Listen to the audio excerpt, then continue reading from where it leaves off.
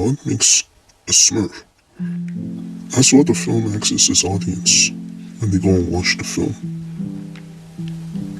You want to know why, I want to know why, we always want to know what makes a Smurf. Influencer. Smash that subscribe button! That's what a bunch of writers and director Chris Miller thought when they visioned this sequel. Not even sequel, when they visioned this reboot. And what we got was a film that absolutely blew expectations. She like chocolate, man. She got more niggas off than Cochran, huh? On sight. In a way that you will never even imagine. So today's video I want to talk about, discuss of how much this film managed to be such a colossal achievement in the world of animation and how it will forever change animation forever. Rihanna is Smurfette Smurfs. You guessed it! And I must say that this film literally changed my life of living in this planet. Like legit, the film's visuals, absolutely insane. The voice acting is Gotta rescue Papa! superb. The way the characters keep on replacing swear words with Smurf. I think I just smurfed my pants. Smurfs don't know Smurf about Smurf. I can smurf that Smurf up and have it delivered to your house. That sounds like a load of Smurf. Hey, what the Smurf? Literally tingles my funny bone every time it's heard on screen. Like I literally cannot believe my adult self that there are people in Hollywood that are paid millions of dollars to write such brilliant, and I mean brilliant, catchphrases like this in order to appeal to a millennial demographic of TikTok-obsessed teens. Pardon me, not even teens, I mean younglings. It just proves how in line these Hollywood writers are with the real world, and it's definitely not just a forced, nah, I'm not going to be like that. Because I am not going to question this film's brilliance with its dialogue. Its themes of friendship is second to none. Just like with how Rihanna's song, You Got a Friend in Mine, repeats, You Are a Friend in Mine, over and over and over again for pretty much most of the song. That's what I call a banger.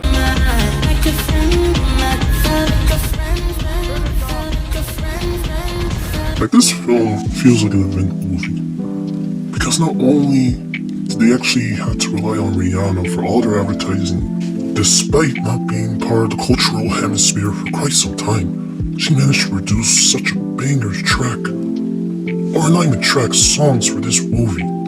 Like, mind you, fans have been waiting for years for her to release a new album. And now they were blessed with such an amazing song that sounds like a symphony of dying whales and Morris is just having oral sex with one another, dying, crying in pain.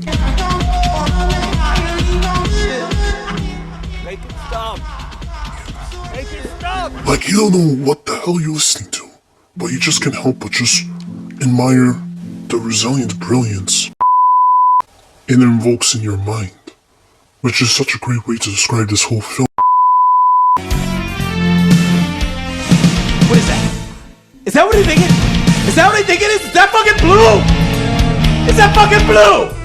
What is this? It feels like a really weird LSD trip akin to fish out of water, which also was a really experimental and visually daunting masterpiece of a movie.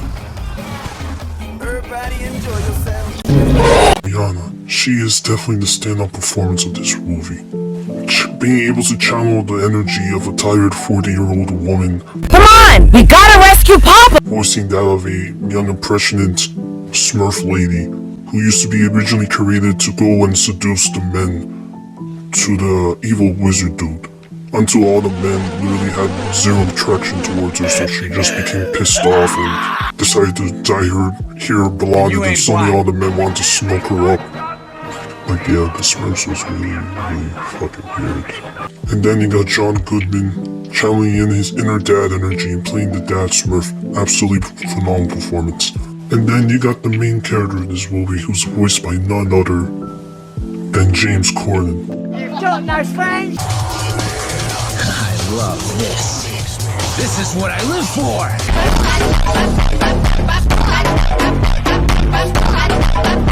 It was not the worst thing to come from West Ham United's entire history. The no-name Smurf, with the arc of finding out who he really aspires to be in the land of the Smurfs. Because everyone else is a Smurf, he's the only one without any purpose in life. So it's very relatable to people like me who are absolutely clueless on what to do with their own personal lives and directions and their goals and their aspirations. So he ends up being the most relatable character in animated history. Move out of the way, Lightning McQueen, because you got another thing coming. This character in this film is definitely the Wizard, who is voiced by none other than JP Carlack. Yeah, I think that's how you pronounce his name. Playing both the Wizards, and it's not shocking that he has the best performance because prior to this, there were actually like 2 live-action Smurf movies produced by none other than Sony Motion Pictures Animations. Anyway, in those films, the Wizards are always known for being the best parts of those films because those guys had the task of carrying those other films behind their backs, which is impressive because those films were absolute abominations known to humankind, and they traumatized me as a kid. So those films can really go fuck themselves. Oh shit, I forgot. There used to be an actual animated film that came out from Sony. It was released and nobody remembered it. I didn't even know it existed until I made this video. Blue? For fucking blue? For fucking blue! Again! I am very happy to hear that Smurfs are back again in action. Even though the film is so far, in my opinion, to be a masterpiece, I do have some flaws. One flaw is the fact that they decided to use plot points from the previous live-action films, which is absolutely risque move in the writer's part, because all that amounts to doing is to make the film feel like it's a complete retread of the other films, when in reality the film is doing its own thing in its own world. So having this stuff be in this film really does detract from its overall vibe, because the whole film is literally nothing but just positive vibes, dude. Like, we need films like this to remind us that we don't need to be so negative all the time. We just need to have a friend in mind. I, for one, also find that the Smurfs are pretty hard to identify and distinct from each other because they all look the damn same, but that's just a core issue with the franchise as a whole. So, the cake monsters, What are they saying? they're just there for nothing. They don't really amount to much, but you know, as a kid's film, I as adults should know better.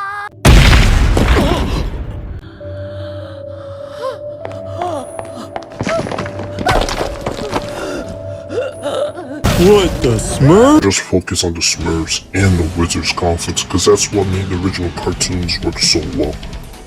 But overall, this film, absolutely amazing. I just love seeing scenes of like all the Smurfs dancing in unison to each other for no discernible reason.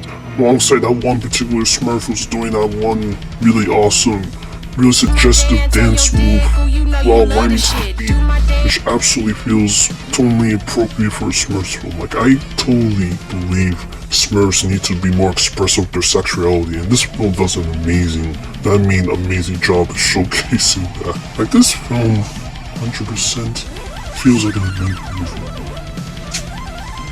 I'm literally lost in words for how I can describe this movie.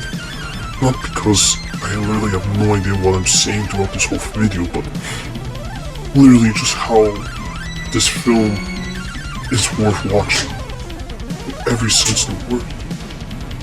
Like, I'm literally don't know what to say. Paramount, I applaud you for changing my mind to become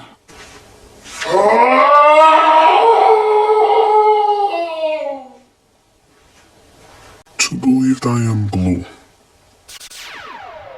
Yo, listen. Getting himself into further trouble.